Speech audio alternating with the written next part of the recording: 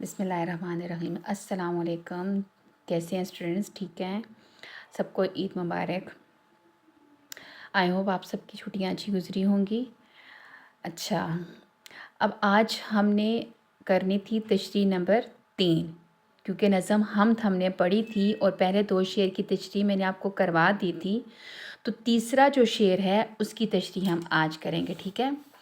अब उसमें आप देखिए कि सबसे पहले आप यहाँ पर हेडिंग, सबसे पहले आप ऊपर मार्जिन लाइन लगाएंगे। ठीक है? ब्लू मार्कर के साथ आप साइडों पे मार्जिन लाइन लगाएंगे। ठीक है? फिर उसके बाद ऊपर आप डेट लिखेंगे और डे लिखेंगे। आज जो दिन है जुमेरात और डेट 26 मार्च 2026। ठीक है? इसके बाद फिर आप हेडिंग देंगे शेर की और यहाँ पर आप शेर लिखेंगे।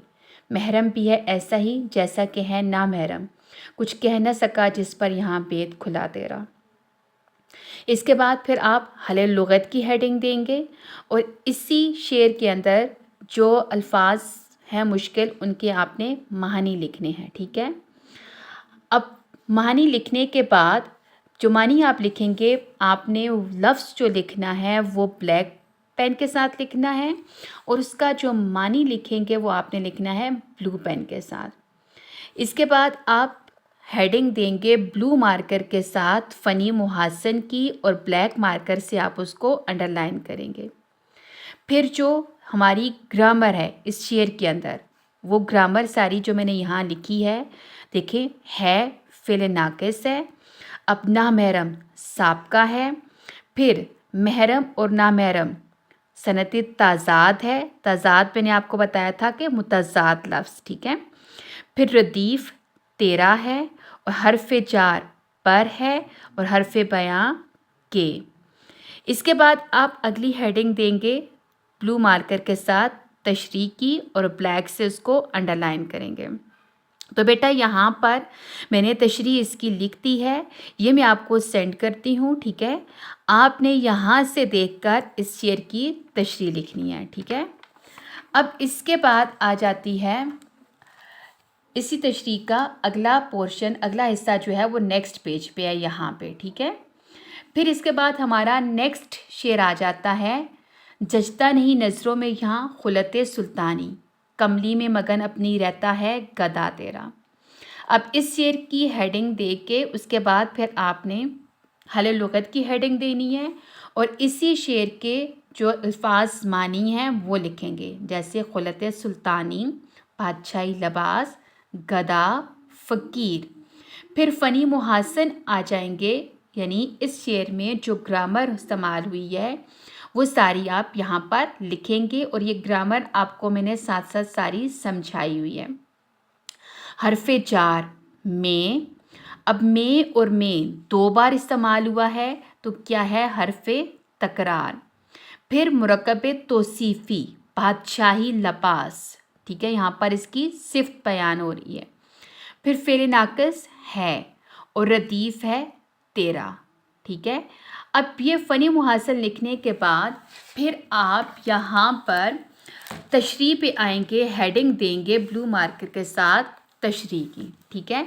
तशरीह की हेडिंग दे के उसके बाद जो मैंने यहाँ पे तशरीह लिखी है इस शेर की, आप ये तशरीह लिखेंगे ब्लू पेन के साथ। अब इसके बाद जो है फिर आप नेक्स्ट शेर पे आ जाएंगे। अगले शेर की आप हेडिंग देंगे और फिर जो तीसरा शेर है, यानी कि आज के होमवर्क का तीसरा शेर है, लेकिन आपकी बुक के अकॉर्डिंग ये शेर नंबर 5 आ जाएगा। ठीक है?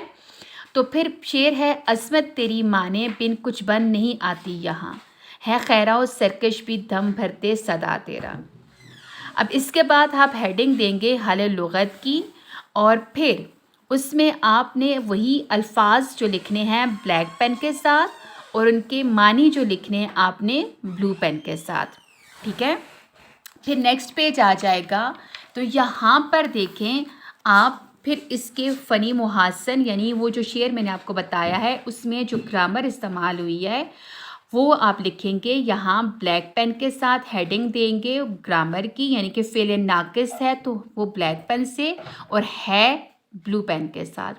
मुरक्कब अतफ़ी की हेडिंग आप मुरक्कब अतफ़ी आप लिखेंगे ब्लैक पेन से।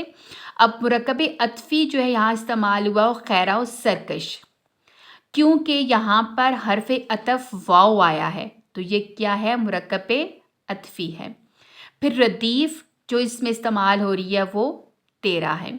इसके बाद ब्लू मार्कर के साथ हेडिंग देंगे और ब्लैक से उसको अंडरलाइन करेंगे, और फिर उसके बाद आप इस शेर की ये तशरीह दी हुई है तो यहाँ से ये आप तशरीह लिखेंगे। जब आपकी तशरीह मुकम्मल हो जाएगी तो ब्लैक मार्कर के साथ आपने एंडिंग लाइन लगा लेनी है। तो बेटा ये आपका होमवर्क है। आप जब आएंगे स्कूल तो फिर इंशाल्लाह आपकी नीट नोटबुक पर मैं आपका ये होमवर्क चेक करूँगी। Thank you.